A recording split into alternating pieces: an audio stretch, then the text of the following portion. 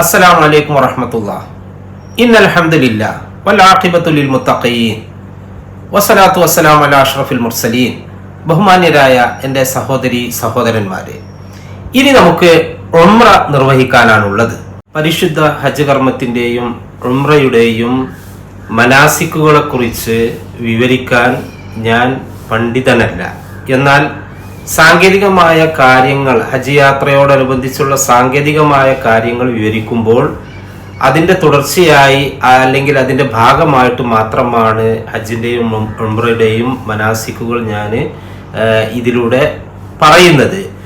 അത് ഞാൻ കേട്ടും വായിച്ചും മനസ്സിലാക്കിയ കാര്യങ്ങൾ മാത്രമാണ്. അതുകൊണ്ട് തന്നെ അത് വിശദമായ രീതിയിലുള്ള ഒരു പ്രതിപാദനമല്ല എന്ന് ഞാൻ സൂചിപ്പിക്കുന്നു. ഹജ്ജും ഉംറയും നിർവഹിക്കാൻ ഉദ്ദേശിക്കുന്ന ഒരാൾ ശാരീരികമായും ആത്മീയമായിട്ടും അയാൾ ശുദ്ധീകരിക്കേണ്ടതുണ്ട് എന്ന് നമുക്കറിയാം.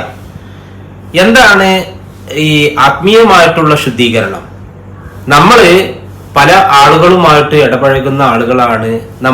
നമ്മൾക്ക് വീഴ്ചകൾ ഉണ്ടാകാം, വ്യക്തികളോടും അതുപോലെ തന്നെ മറ്റുള്ള തരത്തിലുള്ള വീഴ്ചകൾ, തെറ്റുകളൊക്കെ ഉണ്ടാകാം.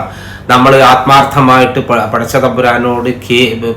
തമ്പുരാനിലേക്ക് ഖേദിച്ച് മടങ്ങുകയും അതുപോലെ തന്നെ വ്യക്തികളോട് ആരോടെങ്കിലും എന്തെങ്കിലും സംസാരത്തിലോ പ്രവൃത്തിയിലോ എന്തെങ്കിലും മോശമായ രീതിയിൽ ഉണ്ടായിട്ടുണ്ടെങ്കിൽ അവരോട് നല്ല രീതിയിൽ അത് പുറത്ത് ഒക്കെ നമ്മൾ ക്ലിയർ ആക്കുക, എല്ലാ കാര്യങ്ങളും ക്ലിയർ ആക്കുക.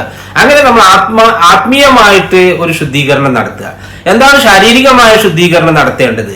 അത് നമ്മൾ ഇഹ്റാമിൽ പ്രവേശിക്കുന്നതിന് മുമ്പ് നമ്മളുടെ ശരീരം ശുദ്ധിയാക്കേണ്ടതുണ്ട്. നമ്മുടെ ശരീരത്തിൽ നിന്ന് നീക്കം ചെയ്യേണ്ടതായിട്ടുള്ള നഖം, രോമങ്ങൾ എന്നിവ നീക്കം ചെയ്യണം. അങ്ങനെ ശരീരം നമ്മൾ ശുദ്ധീകരിക്കേണ്ടതുണ്ട്. നമ്മൾ യാത്ര ആരംഭിക്കുന്നത് നമ്മളുടെ വീട്ടിൽ നിന്നാണെങ്കിലും അല്പസമയം നമ്മൾ ഹജ്ജ് ക്യാമ്പിൽ താമസിക്കേണ്ടി വരും. അവിടെ വെച്ചിട്ട് ഈ ശാരീരിക ശുദ്ധീകരണം നടത്താൻ നമ്മൾക്ക് പ്രയാസമുണ്ടാകും. അതുകൊണ്ട് തന്നെ നമ്മൾ ശരീരത്തിൽ നിന്ന് നീക്കം ചെയ്യേണ്ട നഖവും അതുപോലെ തന്നെ രോമങ്ങളൊക്കെ തന്നെയും ആ പ്രവൃത്തി നമ്മുടെ വീടുകളിൽ വെച്ചിട്ട് തന്നെയാണ് ചെയ്യാൻ ഉത്തമമായിട്ടുള്ളത്. അങ്ങനെ നമ്മളത് ചെയ്ത് അതിനുശേഷം നമ്മൾ ഹജ്ജ് ക്യാമ്പിൽ എത്തിയിട്ട് അവിടേക്ക് നമ്മളെ കുളിക്കാനുള്ള സൗകര്യമൊക്കെ അവിടെ ഉണ്ടാകും. അങ്ങനെ ഇഹ്റാമിൽ ഇതൊക്കെ ചെയ്യുമ്പോൾ, ഈ കാര്യങ്ങളൊക്കെ ചെയ്യുമ്പോഴൊക്കെ നമ്മളുടെ മനസ്സിൽ എന്ത് വേണം?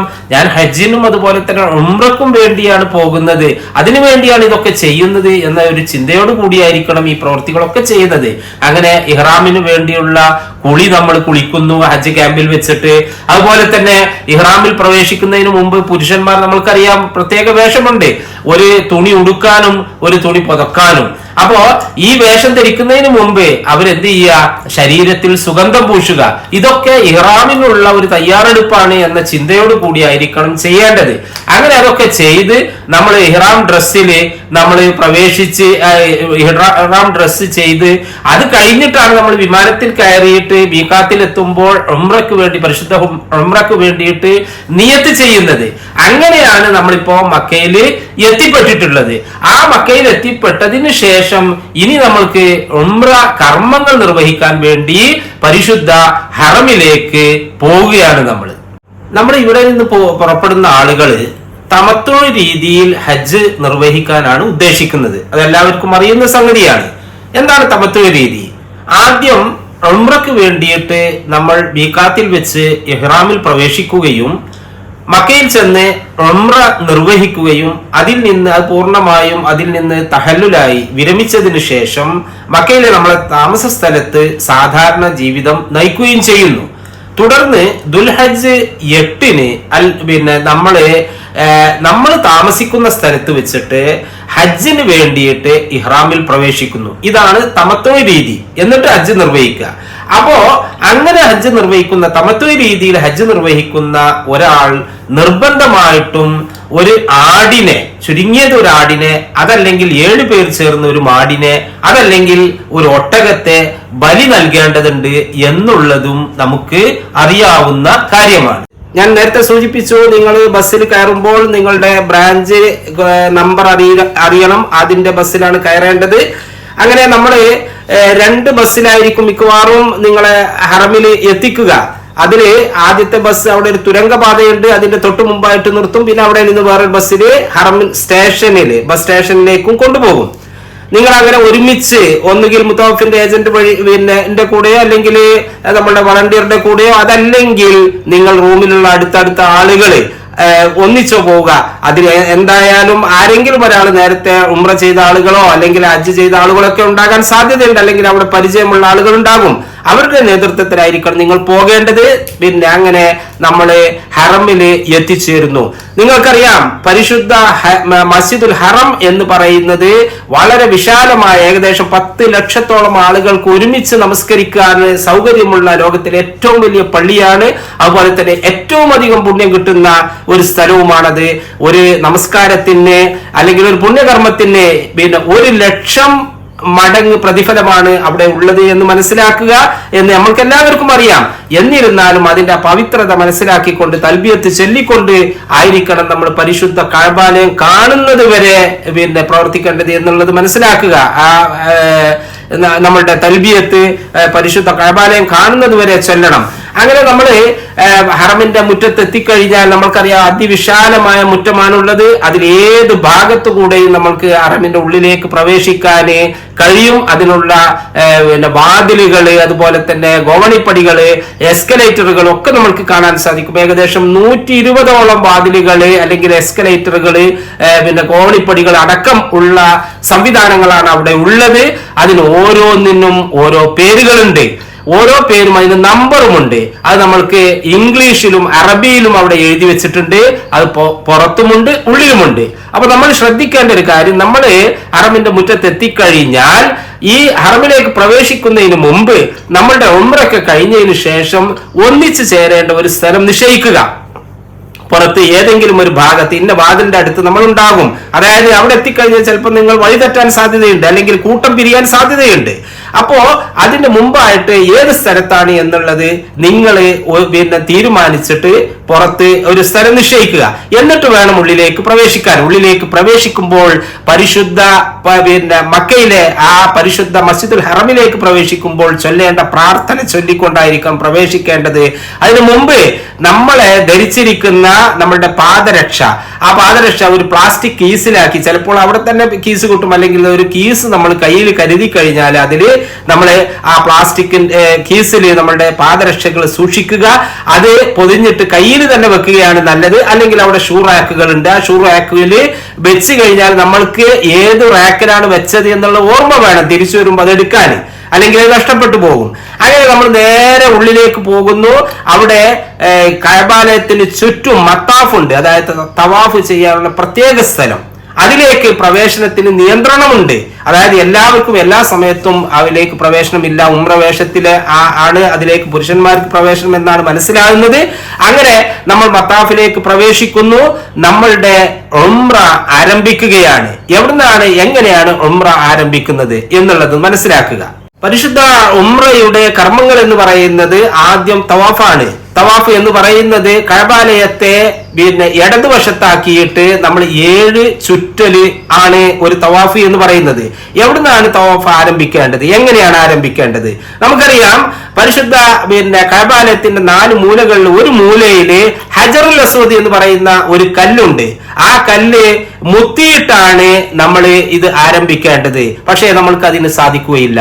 എന്നാലോ അതിന് അല്ലെങ്കിൽ തൊട്ടുമുത്താം, അതിനും ചിലപ്പോൾ തിരക്കുകൊണ്ട് നമുക്ക് സാധിച്ചില്ല എന്ന് വരാം. എന്നാൽ അതിന്റെ നേരെ ആംഗ്യം കാണിച്ചുകൊണ്ട് ബിസ്മില്ലാഹി അല്ലാഹു അക്ബർ എന്ന് ചൊല്ലിക്കൊണ്ട് നമ്മൾ കഅബയെ ഇടതുവശത്താക്കിയിട്ടാണ് തവാഫ് ആരംഭിക്കേണ്ടത്. എങ്ങനെയാണ് ഹജറുൽ അസ്വദിന്റെ മൂല നമ്മൾ കണ്ടുപിടിക്കുക?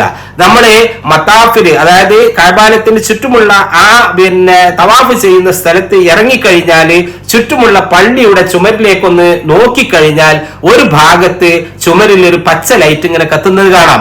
ആ പച്ച ലൈറ്റ് കത്തുന്നതിന്റെ നേരെ മൂല ആണ് ഹജറുൽ അസ്വദിന്റെ മൂല. അപ്പോൾ ആ പച്ച ലൈറ്റ് കാണുന്ന ഭാഗത്ത് എത്തിയിട്ട് അവിടെ നിന്ന് നമ്മൾ കൈ കൊണ്ട് വലത് കൈ ഉയർത്തിക്കൊണ്ട് ബിസ്മില്ലാഹി അല്ലാഹു അക്ബർ എന്ന് ചൊല്ലിക്കൊണ്ട് കഅബയെ ഇടതുവശത്താക്കിയിട്ട് നമ്മൾ എന്ത് ചെയ്യുന്നു? 7 ചുറ്റൽ ചുറ്റുന്നു. ഈ 7 ചുറ്റലിൽ ആദ്യത്തെ പുരുഷന്മാർ ശ്രദ്ധിക്കേണ്ടത്, ആദ്യത്തെ 3 ചുറ്റലില് അവരുടെ വലത് കക്ഷം പുറത്താക്കിയിട്ട്, അതായത് അവര് ഒരു മുണ്ട് ഉടുത്തു, ഒരു തുണി മുകളിൽ പുതച്ചിട്ടുണ്ട്. അപ്പോൾ വലത് കക്ഷം പുറത്താക്കുന്ന രീതിയിൽ ആ മേൽമുണ്ട് വലത് കക്ഷത്തിന്റെ അടിയിലൂടെ ഇട്ട് വേണം നമ്മൾ തുടങ്ങേണ്ടത്. അതുപോലെ തന്നെ ആദ്യത്തെ 3 റൗണ്ടില് അവര് കുറച്ച് സ്പീഡിൽ നടക്കണം. അതിന് റംല് എന്നാണ് പറയുന്നത്.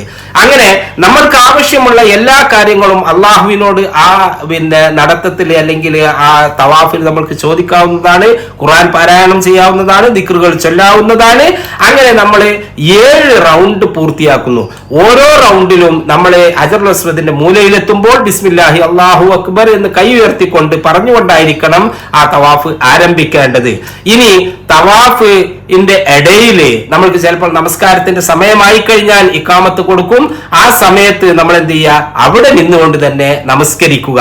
സ്ത്രീകളെ അവിടെ നിൽക്കാൻ സമ്മതിക്കുകയില്ല. അപ്പോൾ അവര് മറ്റു ഭാഗങ്ങളിലേക്ക് നീങ്ങുക. ഇപ്പൊ നമ്മള് 3 തവാഫ് പൂർത്തിയാക്കി 4ാമത്ത് തുടങ്ങിക്കഴിഞ്ഞു. 4ാമത്ത് പൂർത്തിയാക്കുന്നതിന് മുമ്പാണ് നമ്മള് നമസ്കാരത്തില് ഏർപ്പെടുന്നത് എങ്കില്, അതായത് ഫർള് നമസ്കാരത്തില് ആ നമസ്കാരം കഴിഞ്ഞതിന് ശേഷം വീണ്ടും നമ്മൾ ആരംഭിക്കേണ്ടത് 4ാമത്തത് വീണ്ടും തുടങ്ങണം. ആ 3.5 അങ്ങനെ പൂർത്തിയാക്കാൻ പാടില്ല.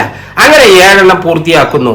അത് കഴിഞ്ഞ് ഇനിയുള്ളത് നമ്മൾക്ക് സഫ മർവക്ക് ഇടയിലുള്ള സഴിയാണ്. അതിനു മുമ്പ് നമ്മൾക്ക് 2 റക്അത്ത് സുന്നത്ത് നമസ്കരിക്കേണ്ടതുണ്ട്.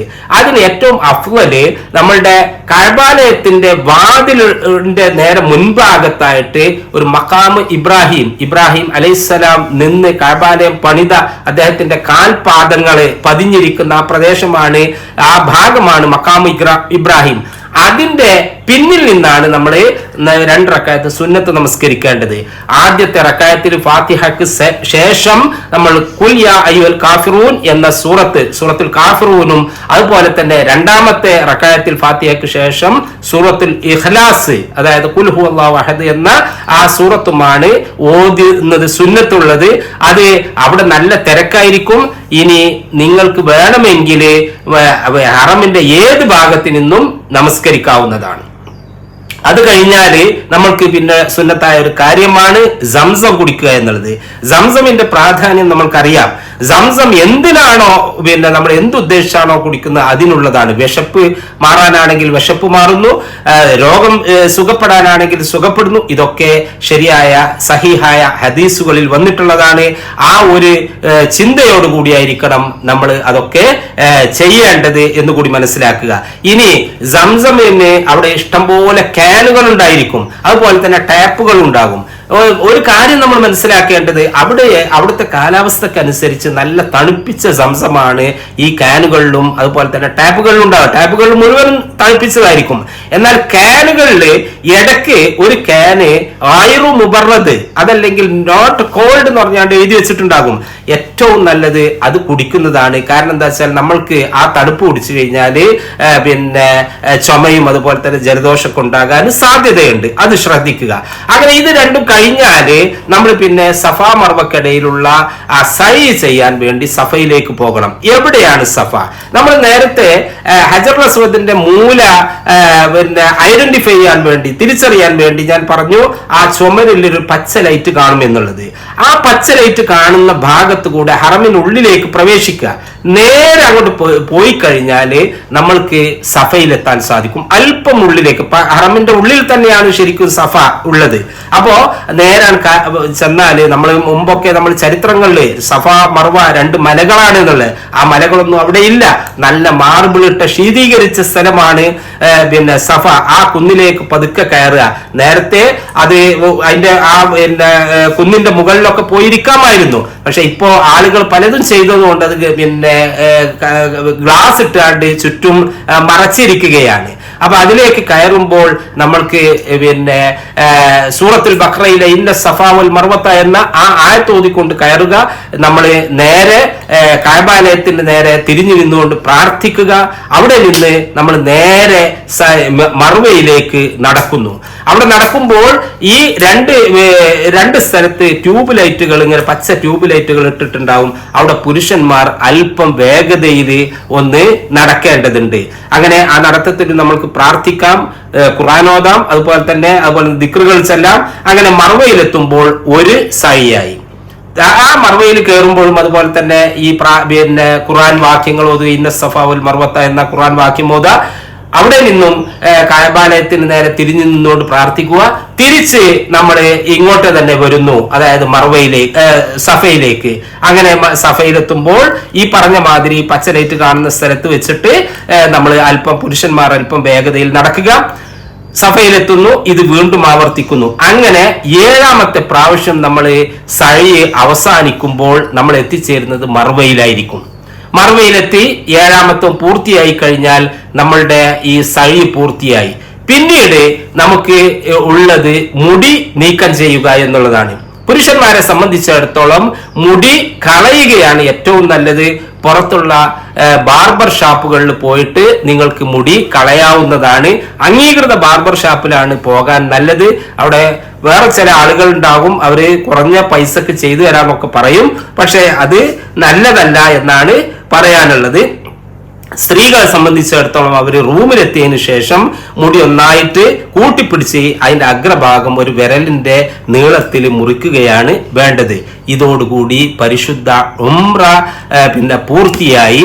നമ്മൾ റൂമിൽ വിശ്രമിക്കുകയാണ്. നമ്മളെ ഭക്ഷണം കഴിച്ച് എല്ലാം നല്ലോണം വിശ്രമിച്ച് പിന്നീടുള്ള ദിവസങ്ങളിൽ മക്കയിൽ നമ്മൾ താമസിക്കുകയാണ്, പരിശുദ്ധ ഹജ്ജ് വരെ എന്നുകൂടി അറിയിച്ചുകൊണ്ട് ഞാൻ നിർത്തുന്നു. അസ്സലാമു അലൈക്കും വറഹ്മത്തുള്ളാഹി വബറകാതുഹു.